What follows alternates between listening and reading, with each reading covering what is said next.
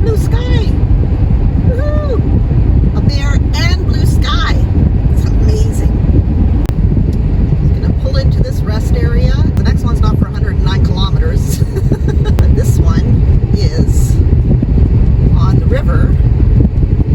This is the Irving River, and this is the #1 bridge, and they call it that because the highway crosses the Irving River several times as it goes north.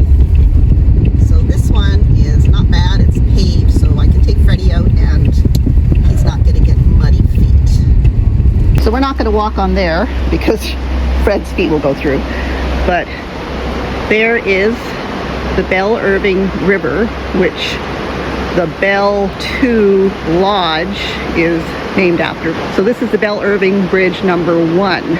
There's even a little daisy still blooming.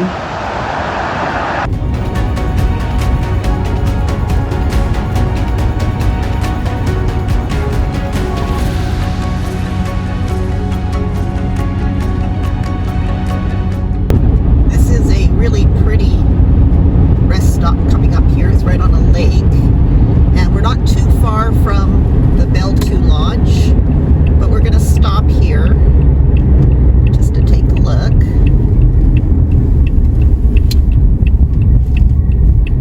You can see the lake out there. Anyway, we're going to stop here for just a bit.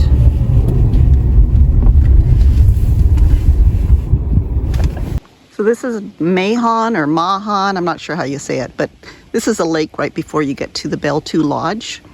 It's really pretty, and it's pretty typical of the lakes in the north here. So you can take the little dirt road down to where there are a few picnic tables, and it's closer to the lake.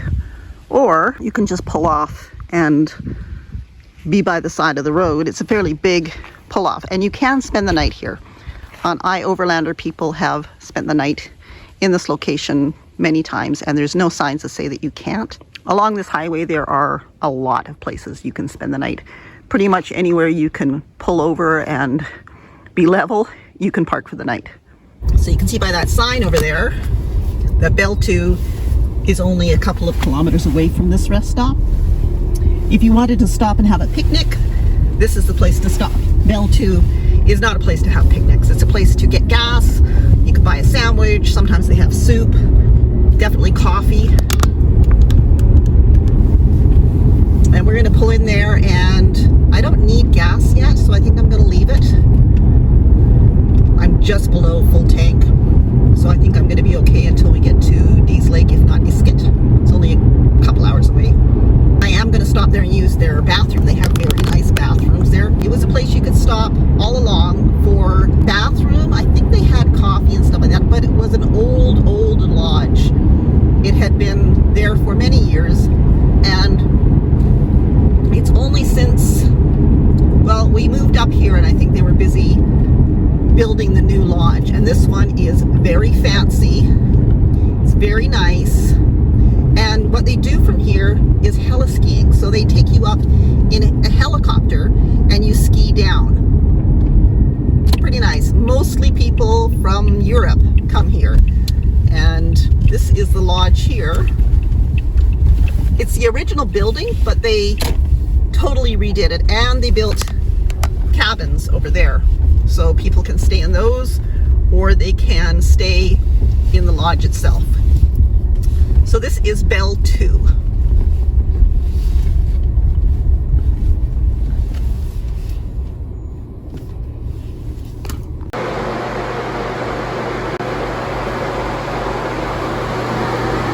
We're leaving Bell 2, and we're going to cross over the Bell 2 Bridge, which is why this place is called Bell 2. And you can see that beautiful side hill up there. Oh, this time of year is, well, any time of the year is beautiful up here, but the fall colors are always spectacular up here.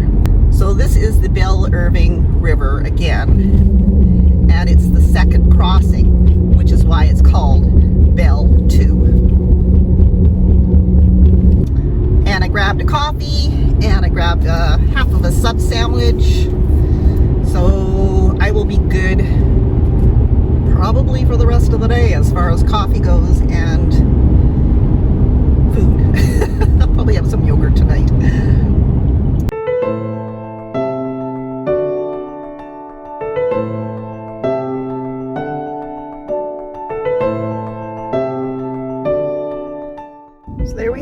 number 2.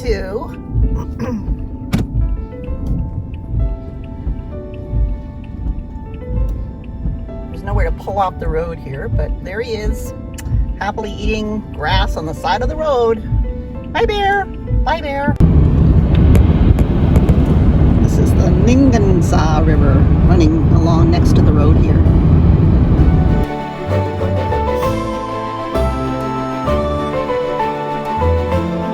This is our first stop of interest sign along the road, and it's about the Yukon Telegraph.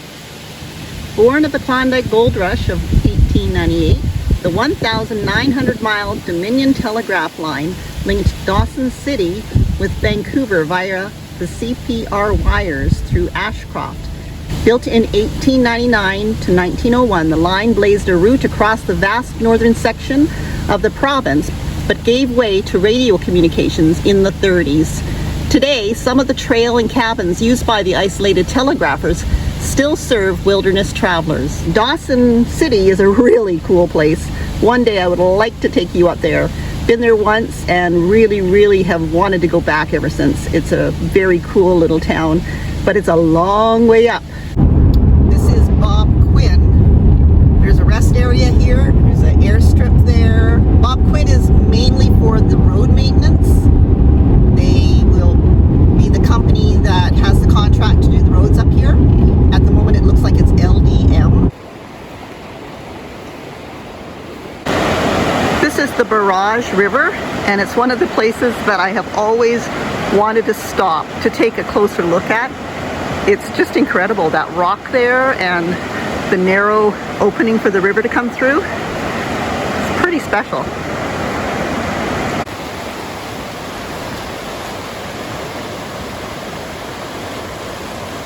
Okay, been there, done that. Let's get back on the road. We're just coming up on Kiniskan Lake Provincial Park. So we'll take a drive in there unless they've locked the gates, but I know I've gone in there in the wintertime, the gates haven't been closed, so we'll see. There's a campground here, and I guess kind of a day use area.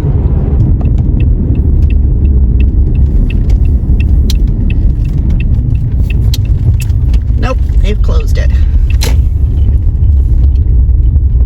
They didn't used to close these parks like this. They used to be open all the time. I don't know why this has changed. So not much to show you at Kiniskan Lake because it's closed. I don't know why they don't put closed signs up on the signs for the park so that you don't turn in there thinking that it's open. So this is Kiniskan Lake.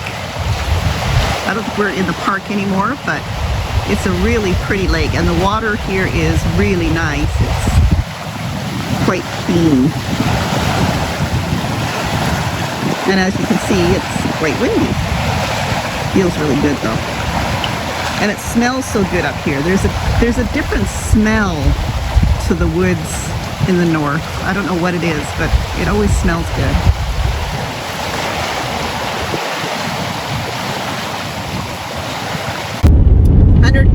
Kilometers to Dease Lake. Oh, I see some sun shining on the side hill there.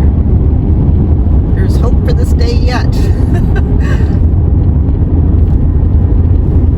Another lake. There's lots of lakes up here.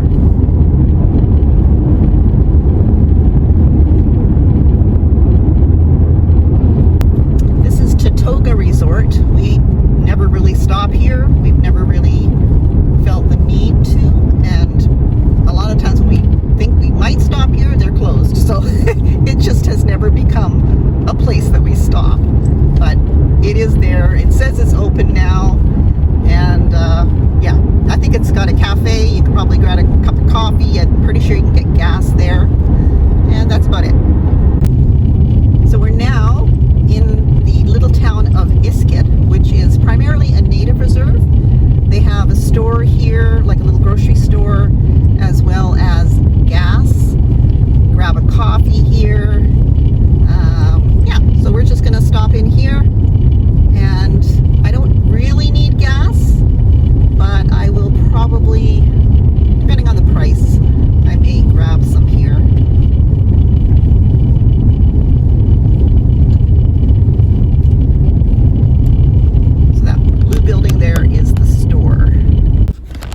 See, when I told you there was a lot of lakes up here, most of them are in the parking lots. A lot of the trees this far north have already lost their leaves. So we're losing some of the color that we were experiencing before on the trees. So you can see here especially, you can see where there's still leaves and lots of them are already gone. We're now north of Iskut, just north. I picked up a coffee there and used their bathroom. The road is actually dry up here and the sun is shining over on the west, and I'm looking for a place to pull over so I can show you the view, and I can't find a place to pull over. There really isn't a lot of side to the roads here. It's either you can pull out or the road just ends in the ditch. It's sunny! Look at that! Oh, it's amazing! I don't know how long it's gonna last, but I'm enjoying it while it's shining. So we're going down into the Stikine River Valley now. The Stikine River is quite a big river, and I've been seeing lots of riverboats heading south, and that's where they're coming from, is from the Stikine River. Whether they've been hunting or fishing, I don't know, but that's where they've been coming from, and there have been a lot of them. It's quite windy going down into the river valley, on this side anyway, on the south side, and then we'll be crossing over the Stikine as well. So this part of the road is the only gravel part that's left, and that is, I think, mainly because in the wintertime it's just easier if it's gravel for people to get up it. You can see this Stikine down there in the bottom of the valley. When we first moved to Dease Lake, we decided to do a picnic at the Stikine, and while we were busy having our picnic, we watched a cow and bull moose swim across the river. It was really pretty cool, quite a neat experience. So here is the Stikine Bridge.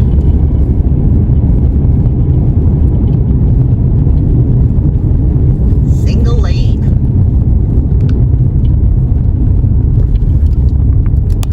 So we're just gonna walk back and take a boo at the river.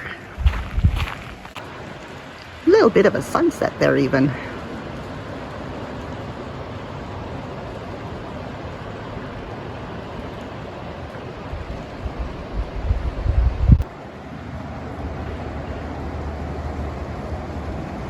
Big truck coming.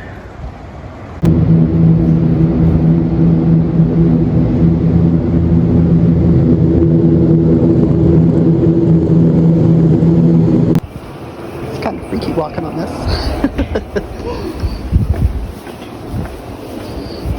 There's the trucks down there that put the boats into the river.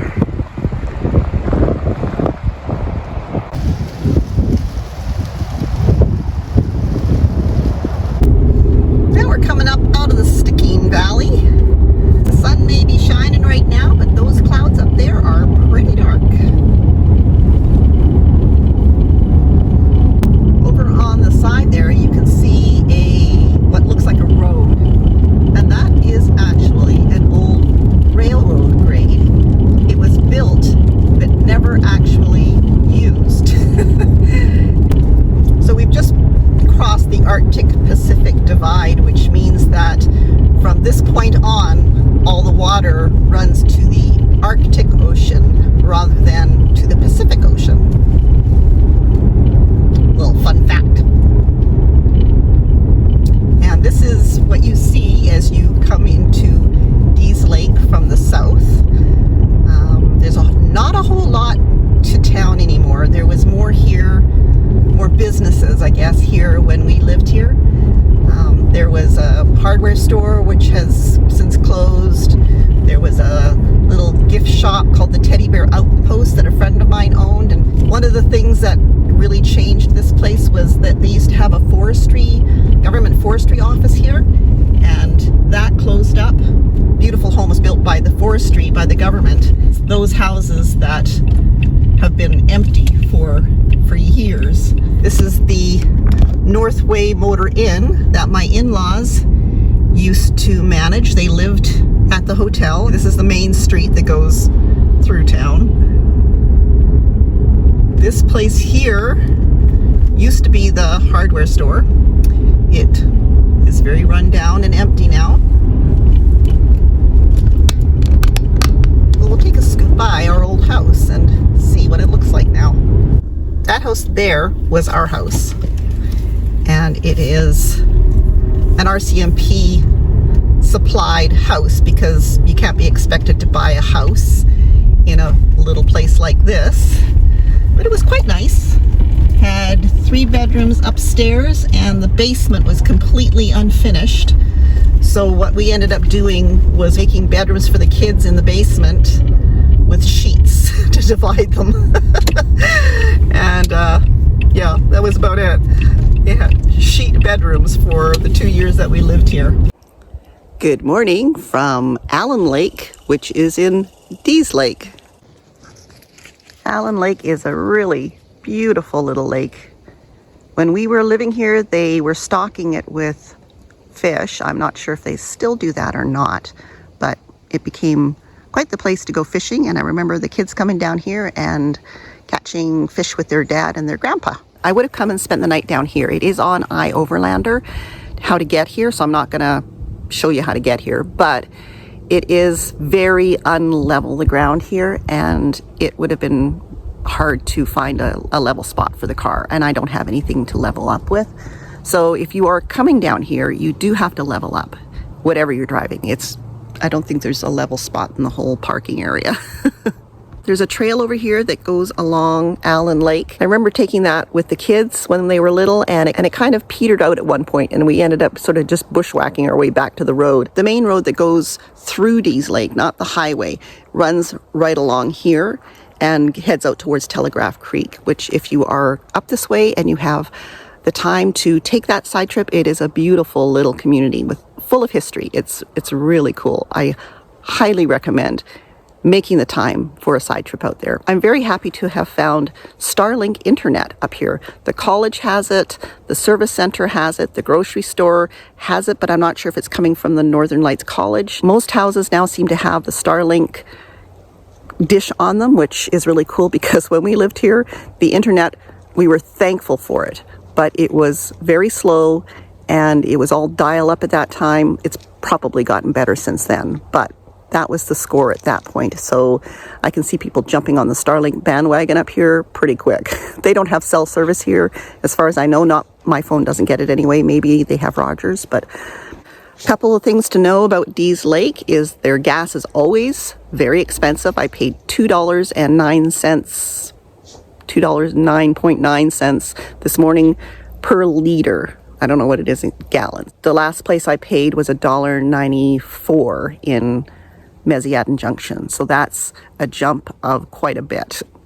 But they do kind of have a monopoly on the price of gas. They are the only place you can get gas in Dease Lake. The next place isn't until you get to Watson Lake. Good Hope Lake sometimes has gas, but they're not very reliable. Sometimes they're open, sometimes they're not. Jade City doesn't have gas. It's about a 3.5 hour drive from here to the Alaska Highway. And then you can just hang a right and go into Watson Lake and fuel up. Usually the gas prices up there are not too bad. We've found they really fluctuate quite a bit. When it's cheap, we fill up all our gas cans. After a short but good night's sleep, once I fell asleep, I popped over to the gas station, which is at the grocery store, filled up my gas tank so I'm ready to go.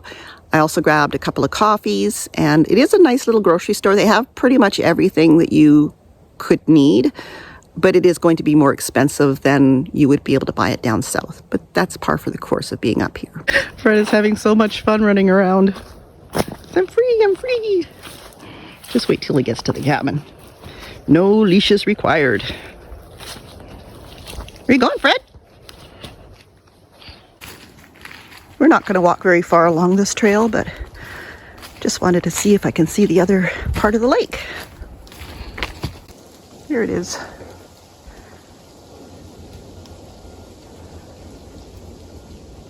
living up here was an experience, to say the least. We lived in RCMP supplied housing, which was nice.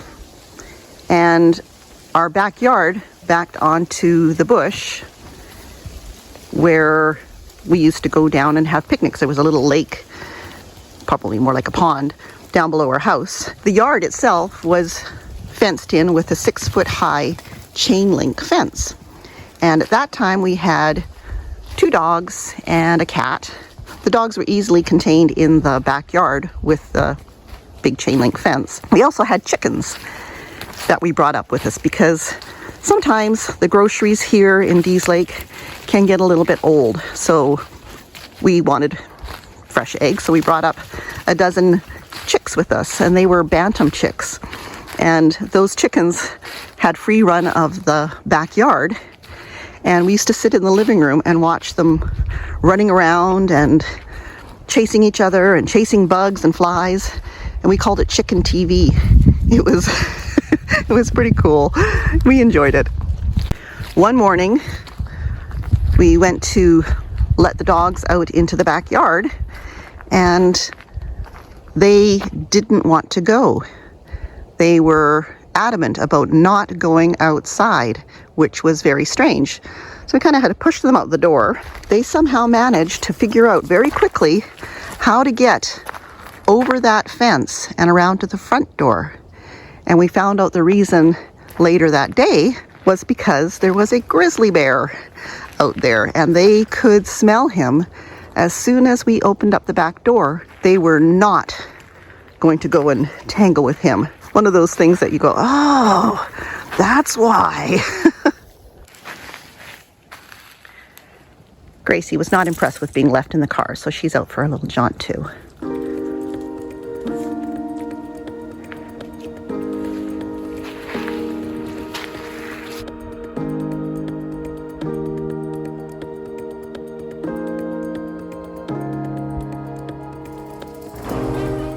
Today is also my youngest child's birthday. I hope he has an amazing birthday because he has been such a blessing to us. The unexpected, unplanned child that has been a huge, huge blessing. I'm kind of loath to leave this spot right here. It's just so beautiful this morning. And the sun is coming out, and it's going to be a good day.